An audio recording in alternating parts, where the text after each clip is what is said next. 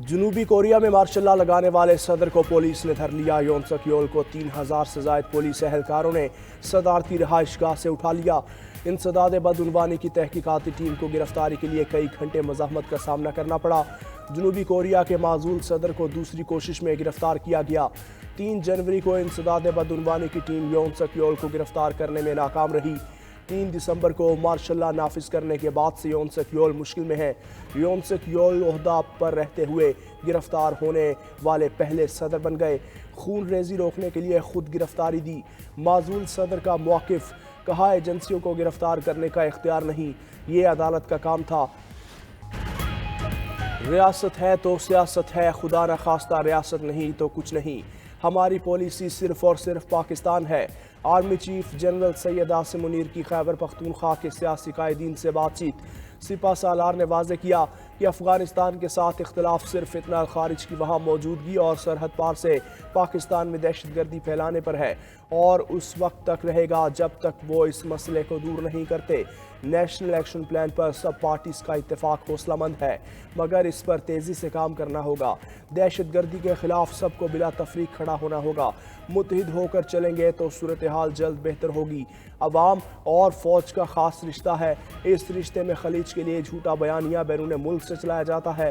انسان خطا کا پتلا ہے، ہم سب غلطیاں کرتے ہیں، لیکن ان غلطیوں کو نہ ماننا اور سبق نہ سیکھنا اس سے بھی بڑی غلطی ہے۔ پاکستان کے کسی بھی علاقے میں فتنہ الخارج کی عملداری نہیں۔ کے پی میں بڑے پیمانے پر کوئی آپریشن نہیں کیا جا رہا، صرف ٹارگیٹڈ کارروائی ہوتی ہے۔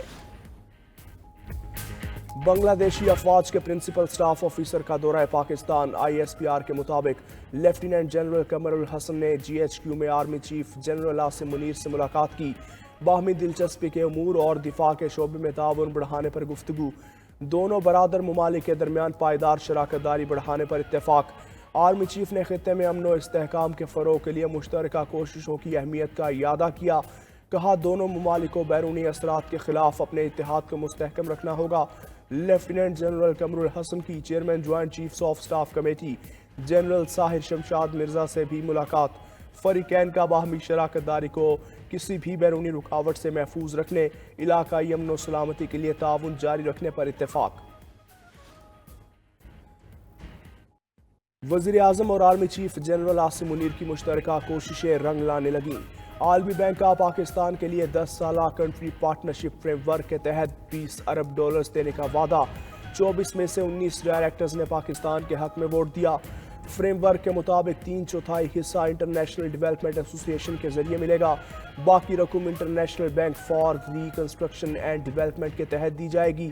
مخصوص اہداف میں ٹیکس ریونیو کو جی ڈی پی کے 15% سے زائد کرنا، قابل تجدید توانائی کی صلاحیت میں 10 گیگا واٹ کا اضافہ، 12 ملین طلباء کو معیاری تعلیم اور 50 ملین افراد کو صحت کی سہولیات فراہم کرنا شامل ہے۔ حکومت کی اہم کامیابی 14 آئی پی پیز کے ساتھ معاہدوں پر نظر ثانی۔ کابینہ نے بھی منظوری دے دی۔ قومی خزانے کو 802 ارب روپے کی بچت ہوگی۔ معاہدوں کی تکمیل تک صارفین کو 1 ارب 40 ارب روپے کا فائدہ پہنچے گا۔ کابینہ نے خصوصی صنعتی زونز کے لیے بجلی کی فراہمی کا نیا نظام منظور کر لیا۔ صنعتی زونز میں بجلی تقسیم کار کمپنیز کے افسران کی مداخلت ختم۔ کنیکشن بل اور دیگر معاملات 1 پوائنٹ پر ہوں گے۔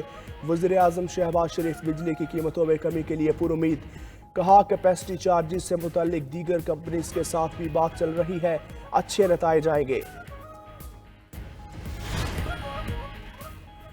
خیبر پختونخوا، پنجاب اور سندھ تینوں صوبوں کے مختلف میدانی علاقوں میں دھند۔ موٹر وے M1 رشکئی سے سوابی، M2 لاہور سے خانقاہ ڈوگرہ تک بند، M3 پر لاہور سے درخانہ، M4 پر ملتان سے گوجرہ تک ٹریفک کا داخلہ منع۔ حد نگاہ انتہائی کم ہونے پر ملتان روہڑی موٹر وے M5 اور لاہور سیالکوٹ موٹر وے M11 مکمل بند۔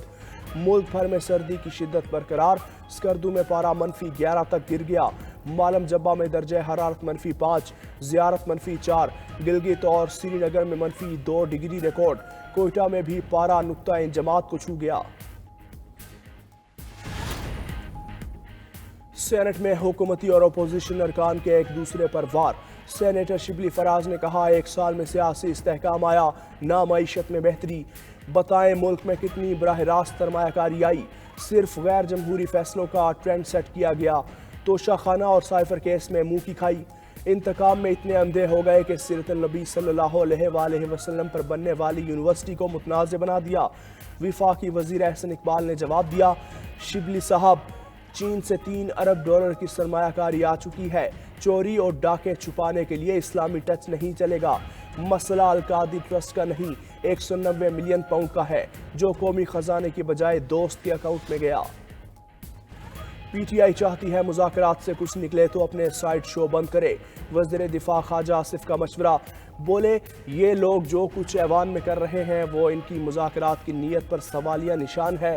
وزیر اعلیٰ خیبر پختونخوا کے سرکاری حیثیت کے روابط کو بڑھا چڑھا کر پیش کیا جاتا ہے۔ سینیٹر عرفان صدیقی نے کہا، تحریک انصاف کے تحریری مطالبات آنے کے بعد ہماری 7 جماعتیں اپنا ان پٹ دیں گی، وکلاء سے بھی مشاورت کریں گے، وقت لگے گا مگر اتنا نہیں جتنا انہوں نے لگایا۔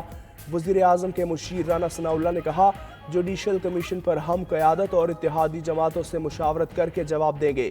پارلیمان یاد اجلاسوں میں اختلاف رائے ہونا غلط بات نہیں، تلخ باتیں ہوں گی تو تلخ جواب ملے گا۔ گورنر پنجاب سردار سلیم حیدر خان کا پی ٹی آئی کو مذاکرات کا ماحول بنانے کا مشورہ، کہتے ہیں پی ٹی آئی اور حکومت کے مذاکرات خوشائند ہیں۔ پی ٹی آئی کو انتشار کی سیاست ختم کر کے مذاکرات کو آگے لے کر چلنا چاہیے۔ گورنر خیبر پختونخوا فیصل کریم کنڈی نے کہا، پی ٹی آئی والے این آر او کے لیے بھیک مانگ رہے ہیں، ان کو این آر او نہیں ملے گا، شرائط کی بنیاد پر مذاکرات نہیں ہو سکتے۔ خیبر پختونخوا میں ٹرانسفر پوسٹنگ پیسوں پر ہو رہی ہے۔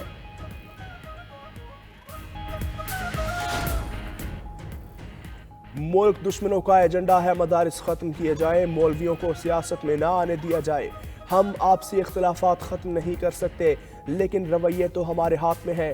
سربراہ جے یو آئی کا وہاڑی میں استحکام پاکستان کانفرنس سے خطاب، بولے پاکستان کے نظریے کے ساتھ مدارس کی مضبوط کمٹمنٹ ہے۔ تاریخ گواہ ہے، پاکستان کلمے کے نام پر وجود میں آیا، فلسطینیوں کی حمایت میں پاکستان کی بنیاد میں شامل ہے۔ سپریم کورٹ کے آئینی بینچ میں ملٹری کورٹ سے متعلق کیس کی سماعت آج پھر ہوگی۔ گزشتہ روز سماعت کے دوران جسٹس حسن اظہر رضوی نے پوچھا، کیا 9 مئی کے واقعات پہ کسی فوجی آفیسر کے ملوث ہونے پر ٹرائل ہوا؟ 9 مئی کو لوگ بغیر ہتھیاروں کو کور کمانڈر ہاؤس کیسے پہنچ گئے؟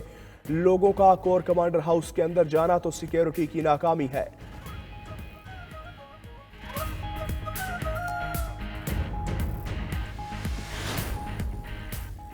سندھ کے سینئر وزیر نے کراچی میں رواں سال ڈبل ڈیکر بسز اور الیکٹرک ٹیکسیاں چلانے کا اعلان کر دیا۔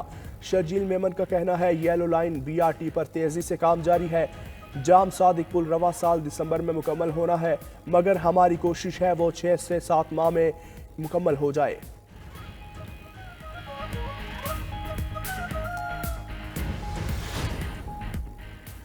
پنجاب کابینہ میں سکھ میرج ایکٹ اور پنجاب فائنانس کاروبار کی منظوری، تمام وہیکلز کی رجسٹریشن اور موٹر سائیکل کی سپیڈ 60 تک محدود رکھنے کی بھی منظوری۔ وزیر اطلاعات عظمہ بخاری نے کہا، 2 سے 3 دن میں 28 الیکٹرک بسز لاہور پہنچ جائیں گی۔ کابینہ نے ڈائلیسس فنڈ 7 لاکھ سے بڑھا کر 10 لاکھ کر دیا۔ سونے کے کان کی تصدیق ہو چکی، 1 ماہ میں خوشخبری بھی دیں گے۔